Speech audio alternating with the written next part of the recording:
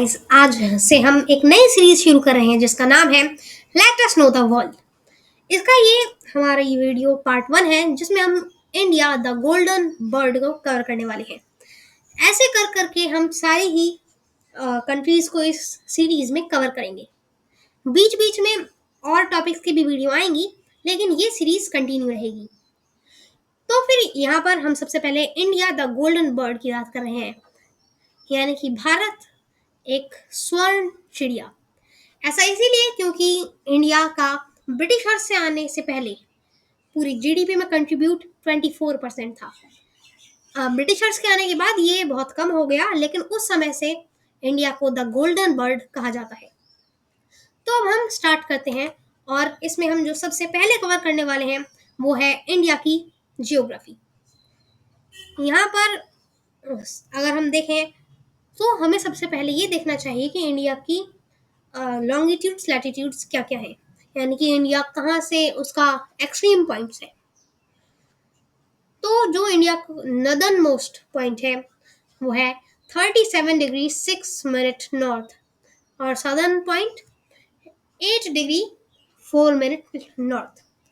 इसके अलावा अगर हम ईस्टर्न पॉइंट देखें तो वो 97 डिग्री 25 मिनट ईस्ट है, और western most point 68 degree 7 minute east है।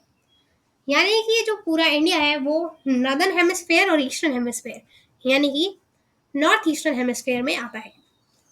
इसके अलावा हमारा जो इंडिया है उसमें से एक लाइन भी गुजरती है जो कि बहुत इंपॉर्टेंट है, वो है ट्रॉपिक ऑफ कैंसर, जो कि हमारे इंडिया को लगभग हाफ में काटती है, लेकिन एग्जैक्ट नहीं। अब हम अगर आगे चलें तो हम ये देख सकते हैं कि जो इंडिया है वो हमारा इंडियन सब कॉन्टिनेंट में है। यहाँ पर आप देख सकते हैं इसमें जो भी कंट्रीज हैं वो सारी ब्लैक में प्लस इंडिया उसके फ्लैग के कलर में दिखाया गया है। इंडियन सब कॉन्टिनेंट में जो कंट्रीज आती हैं उनके नाम कुछ इस प्रकार हैं: अफगानिस्तान, पाकिस्तान, इंडिया, नेपाल, भूटान, बांग्लादेश, म्यांमार और श्रीलंका। अब हम बात करते हैं इंडिया के नेबर कंट्रीज की, जिसमें यहाँ पर जो हमारी कंट्रीज आती हैं वो अफगानिस्तान, पाकिस्तान, चाइना, नेपाल, भूटान, बांग्लादेश और म्यांमार है। यानी कि इंडियन सब कॉन्टिनेंट की वो सारी कंट्रीज जो इसमें है, प्लस चाइना, और उसमें से एक कंट्री नहीं है, श्रीलंका। अब हम अगर आगे चलें तो हम देख सकते हैं कि इंडिया 7th लार्जेस्ट कंट्री है इस वर्ल्ड की। फर्स्ट पर है रशिया, फिर कनाडा, फिर यूएसए, फिर चाइना, ब्राजील और लास्टली ऑस्ट्रेलिया इंडिया से पहले है। अब हम आगे चलें और देखें कि यहाँ पर कौन कौन से फिजिकल फीचर्स हैं। यहाँ पर आप देख सकते हैं जो ब्लू कलर में दिखाया गया है, ब्लू कलर में माउंटेन्स, वो सारे इंडिया के माउंटेन्स हैं, इसके बारे में हम अभी बात करेंगे। फिर ये रिवर्स येलो कलर में दिखाई गई हैं, और यहाँ पर हमारा एक थार डेजर्ट है वो ब्राउन कलर में है। प्लस ये जो आप ऑरेंज यानी कि सैफरन कलर में देख सकते हैं वो डेक्कन प्लेट्यू, और जो पिंक कलर है वो हमारा कोस्ट है। कोस्ट में हमारे दो हिस्से हैं, eastern Ghats and western Ghats. Eastern Ghats यानी कि वो वाला कोस्ट जो ईस्ट में है, तो उधर कुछ माउंटेन्स हैं, और वेस्टर्न घाट्स वो माउंटेन्स जो कि हमारे वेस्टर्न कोस्ट की तरफ है। इसके अलावा यहाँ पर हमें आइलैंड्स दिख जाते हैं जो कि रेड कलर में हैं। तो ये है हमारे इंडिया के सारे पार्ट्स।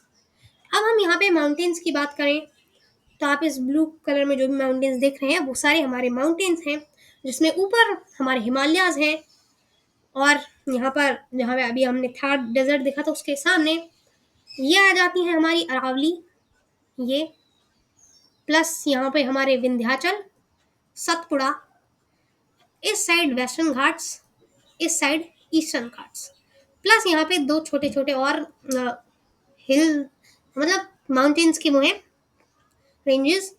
एक तो हम जानते हैं नीलगिरीज के नाम से, एक अन्नाईमुड़ी। यहाँ पे हम देख सकते हैं कि इंडिया में कई सारी इंपॉर्टेंट पीक्स भी हैं, जैसे कि हमारे अगर हम सबसे नॉर्थ में जाएं तो केटू नाम की एक पीक है जो कि हिमालयाज में लगती है, लेकिन वो हिमालयाज में नहीं है। हिमालयाज के बाद में 3 बहुत छोटी छोटी रेंजेस हैं जिनका नाम है लद्दाख, काराकोरम और झास्कर। जो काराकोरम रेंज है उसी में केटू आती है। इसके बाद कंचनजंगा, ये हमारी वर्ल्ड की 3rd हाईएस्ट पीक है, K2 सेकंड है। इसके बाद आती है डोडा बेटा। डोडा बेटा नीलगिरीज में है।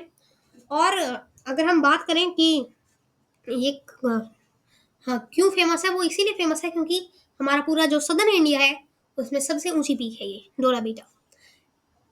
सेकंड सबसे ऊंची पीक है अनामलाई, जो है वो फर्स्ट सबसे ऊंची पीक है, जो कि अन्नाई मोडी हिल्स में आती है। आगे चलें तो हम देख सकते हैं हमारी इंडिया में कितनी अलग अलग रिवर्स हैं। जो आप रेड कलर में देख रहे हैं वो मेजर रिवर्स हैं, प्लस येलो में उसकी ट्रिब्यूटरीज हैं।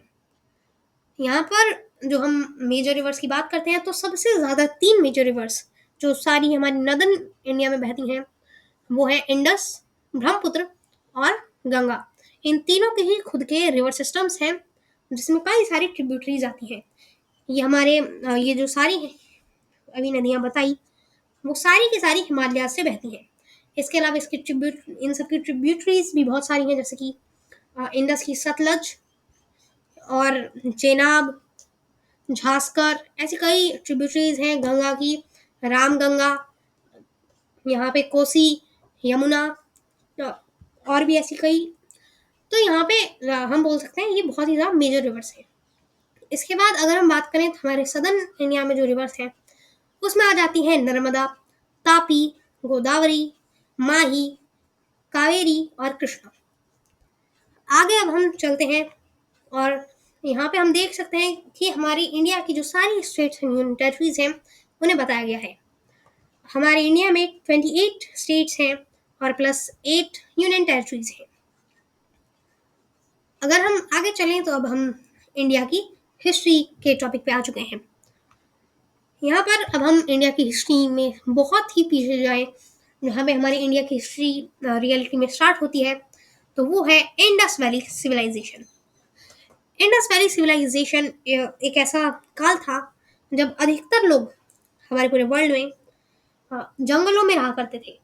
लेकिन उसके बाद कुछ 3 जगह ऐसी निकली जो कि मेसोपोटामिया है, यहाँ पर देखें तो इजिप्ट है और हमारा इंडस वैली सिविलाइजेशन यानी कि इंडिया। इन तीनों जगहों पर लोगों ने अपने घर बनाना स्टार्ट किए और ये हमारी पहली अर्बन सिविलाइजेशंस बनी। यहाँ पे अगर हम देखें तो फिर ये जो पूरा ग्रीन कलर में आपको एरिया दिख रहा है वो इंडस वैली सिविलाइजेशन है। ये 3 देशों में है, एक तो इंडिया, पाकिस्तान और अफगानिस्तान। इसमें कई हम देख सकते हैं मेजर सिटीज हैं, जैसे कि हम यहाँ पर देख सकते हैं ये हड़प्पा, यहाँ पर ये मोहनजोदड़ो, ढोलावीरा और साथ ही में लोथल। लोथल इसलिए फेमस था क्योंकि यहाँ पर एक पोर्ट पाया गया यानी कि बंदरगाह। उस टाइम ऐसा टाइम था जब पोर्ट बहुत अ, अलग चीज़ थे, यानी कि वहाँ पे पोर्ट नहीं थे, लेकिन तब भी वहाँ पर पोर्ट पाया गया, ये एक बहुत ही बड़ी बात है। इसके बाद अगर हम इसके एक्सट्रीम पॉइंट्स की बात करें तो इसके नदर्न मोस्ट जो पॉइंट है वो है मांडा, ईस्टर्न मोस्ट पॉइंट जो है वो आलमगीरपुर, नीचे की तरफ दैमाबाद और यहाँ पर सूद कागेंडोर हमारा वेस्ट में आता है। अब हम आगे चलते हैं तो हम देख सकते हैं कि इसके बाद यहाँ पर कई लोग आए और वो लोग थे आर्य। जो आर्य लोग थे उन्होंने हमें 4 वेद दिए और साथ ही में यहाँ पर 16 महाजनपद खड़े किए, यानी कि इस टाइम से यहाँ हमारे जो इंडिया है उसमें राजा महाराजा शुरू हुए थे।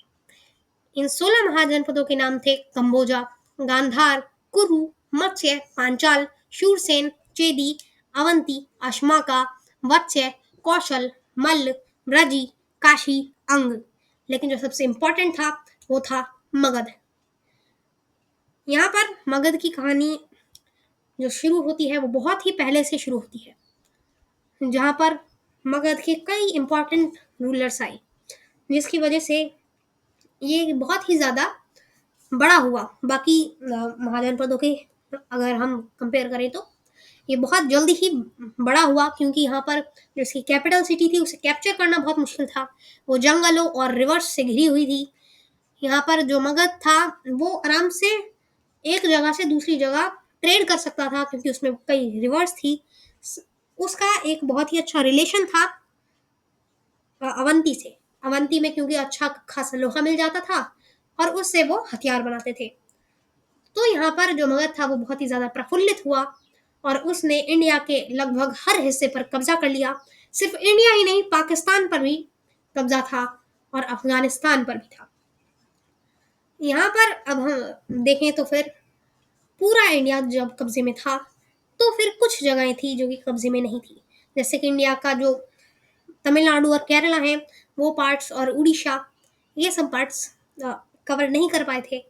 और ये जब टाइम था वो था मौर्य एम्पायर का। मौर्य एम्पायर के जो प्रथम शासक थे वो थे चंद्रगुप्त मौर्य, जिन्होंने अपने राज्य को इतना बढ़ाया।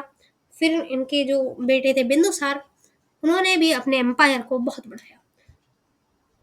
तो उसके बाद हम देखते हैं अगला जो शासक आया वो था अशोक।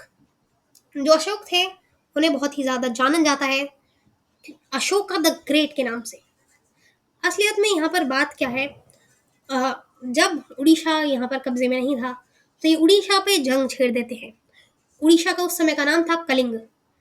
ये टाइम था 261 बीसी का, लेकिन वहां पर बहुत ही खून खराबा होता है। वैसे तो अशोक बहुत क्रूर थे, उन्होंने गद्दी पाने के लिए अपने 99 भाइयों की हत्या की थी, लेकिन तब भी वो वहां पर जब उस खून खराबे को देखते हैं तो वो युद्ध त्याग देते हैं। वैसे तो वो कलिंग जीत चुके थे, लेकिन उसके बाद वो मारना काटना यानी कि पूरा युद्ध छोड़ देते हैं। वो एक बुद्धिस्ट मॉन्क बन जाते हैं। लेकिन जब उनकी डेथ होती है तो उसके बाद मौर्य एम्पायर धीरे धीरे डिक्लाइन कर जाता है। मौर्य एम्पायर के बाद कई अलग अलग एम्पायर्स आते हैं, लेकिन गुप्ता एम्पायर तक कोई भी इम्पोर्टेंट एम्पायर नहीं आता। जब गुप्ता एम्पायर आता है तो फिर वहाँ पे इसे हम गोल्डन एज के नाम से जानते हैं। यहाँ पर बहुत सारे लिटरेचर में हम देख सकते हैं बहुत ज़्यादा उन्नति देखने को मिली। गुप्ता एम्पायर वैसे भी बहुत ही बड़ा एम्पायर था। इसमें कई इंपॉर्टेंट रूलर्स थे, जैसे कि विक्रमादित्य, चंद्रगुप्त, एक, ऐसे ही कई रूलर्स यहाँ पे थे। अब हम आगे चलें तो देख सकते हैं इसके बाद भी कई एम्पायर्स आए, लेकिन तब तक कोई अच्छा एम्पायर नहीं आया जब यहाँ पर एक ट्रिपार्टाइट स्ट्रगल स्टार्ट हुआ, जिसमें तीन राजा एक दूसरे से हमेशा लड़ते रहे। तीन राजा क्या बोले, अलग अलग तीन एम्पायर्स, क्योंकि उनके राजा आए गए और ये लड़ते रहे, जिसमें जीत हुई गुज्जर प्रतिहारों की। और गुज्जर प्रतिहारों के साथ ही एक और शासक थे जिनका नाम था पृथ्वीराज चौहान। जो पृथ्वीराज चौहान थे उन पर मोहम्मद गजनवी का हमला होता है, लेकिन पृथ्वीराज चौहान उस युद्ध को जीत जाते हैं। इसे हम प्रथम तराइन का युद्ध के नाम से जानते हैं। जीतने के बाद भी वो गौरी को जाने देते हैं और फिर वो फिर से हमला बोलता है और इस बार जीत घोरी की होती है। इसके बाद हम देख सकते हैं कि यहाँ पर दिल्ली सल्तनत स्टार्ट होता है। दिल्ली सल्तनत के जो प्रथम शासक थे वो थे कुतुबुद्दीन ऐबक। कुतुबुद्दीन ऐबक उस समय गज जो यहाँ पर गौरी था उसके एक सेनापति थे, लेकिन जब वो घुरी चला गया तो फिर जो ये कुतुबुद्दीन ऐबक थे वो यहाँ पे राज्य करना शुरू किए।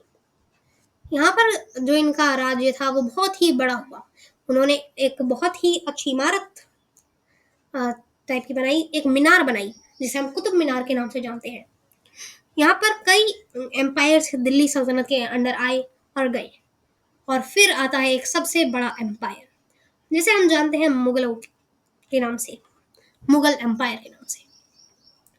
जो मुगल एम्पायर था उसमें कई अच्छे शासक आए और उन्होंने कई हमें मॉन्यूमेंट्स दी, जैसे कि आगरे का किला, रेड फोर्ट, फतेहपुर सीकरी का बुलंद दरवाजा, ताजमहल एक्सेट्रा। यहाँ पर हम देख सकते हैं कि मुगलों का एक ऐसा शासक था जो कि था औरंगजेब। उसके टाइम पे कई सारे रीजनल राजा खड़े हो गए, जैसे कि शिवाजी, और शिवाजी बोले यानी कि मराठा, और साथ ही में सिख।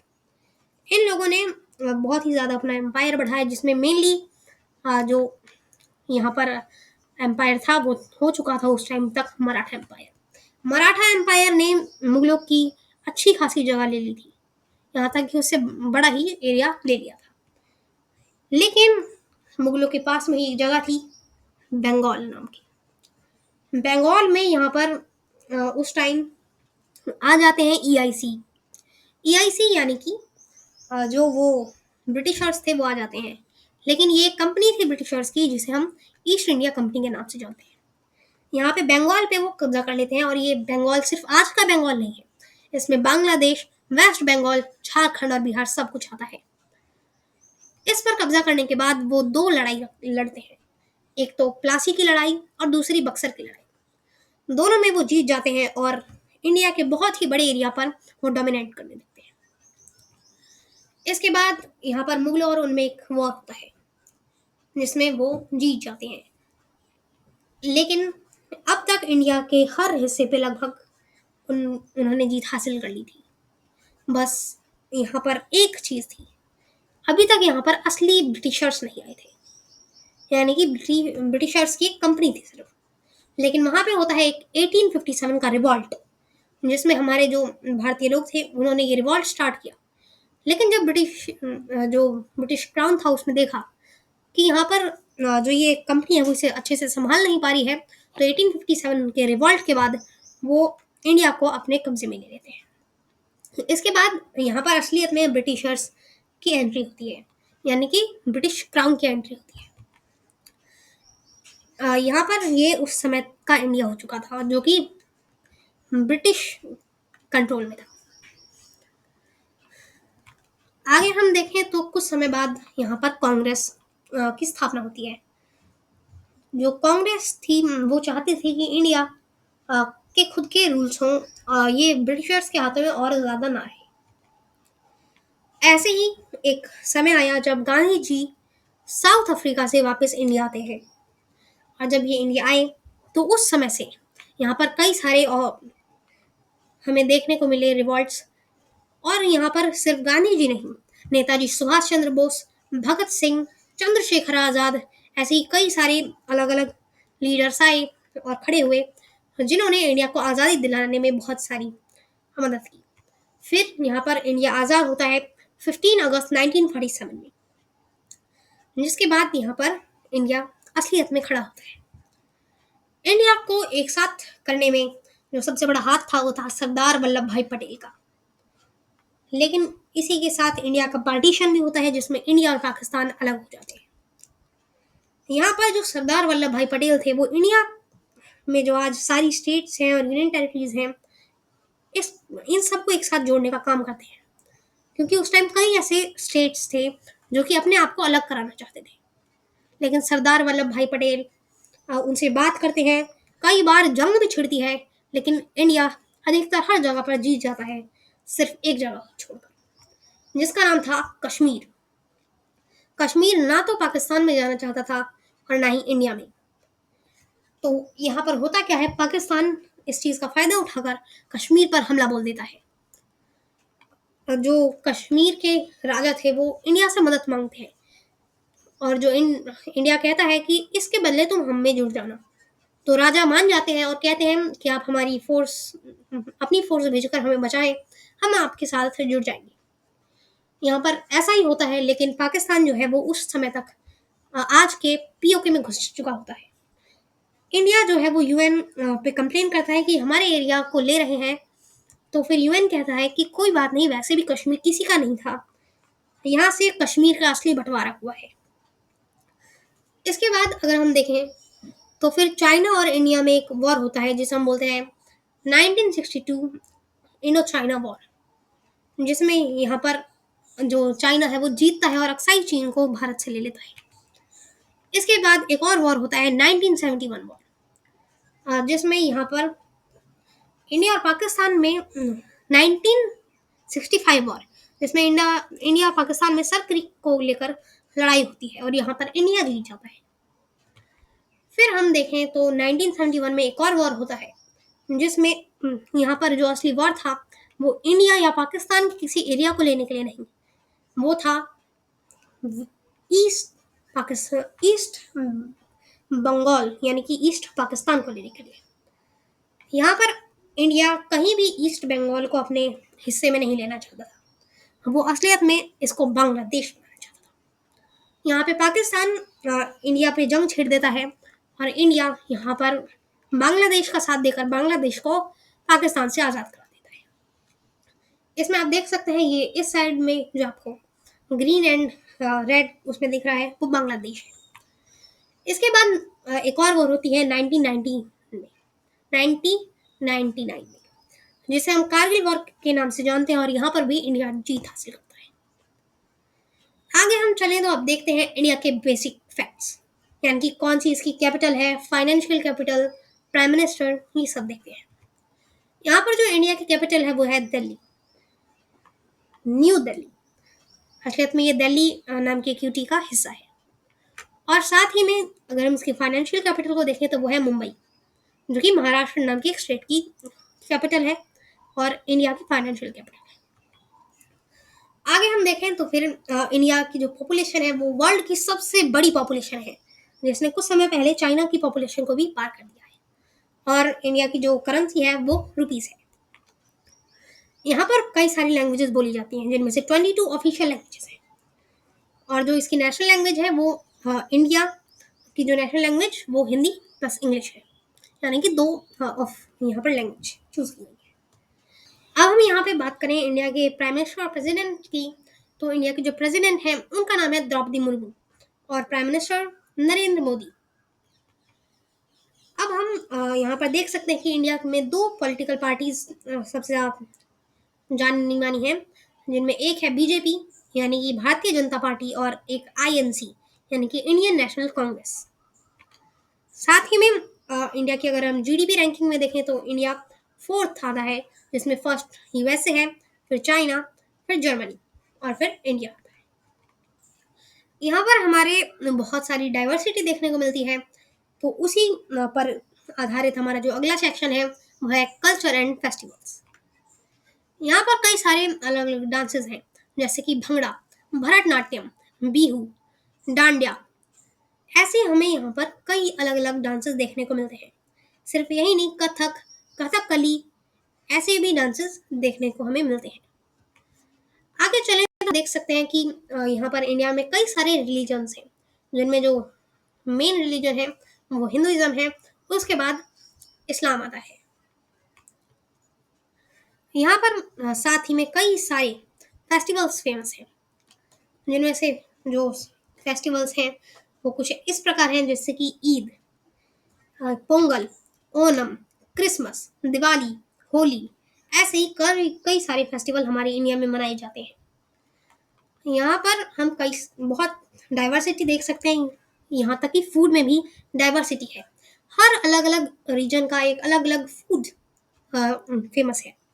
जैसे कि अगर हम देखें महाराष्ट्र में जो मुंबई है उसमें पाव भाजी, यहाँ पर नॉर्थ साइड में छोले भटूरे, तमिलनाडु में डोसा, और यहाँ पर कई सारी स्वीट्स और चीज़ें फेमस है, जैसे कि समोसा, चाय, लस्सी, लस्सी पंजाब की है, और कई सारी स्वीट्स जैसे गुलाब जामुन, और स्ट्रीट फूड्स जैसे कि पानी पूरी फेमस है।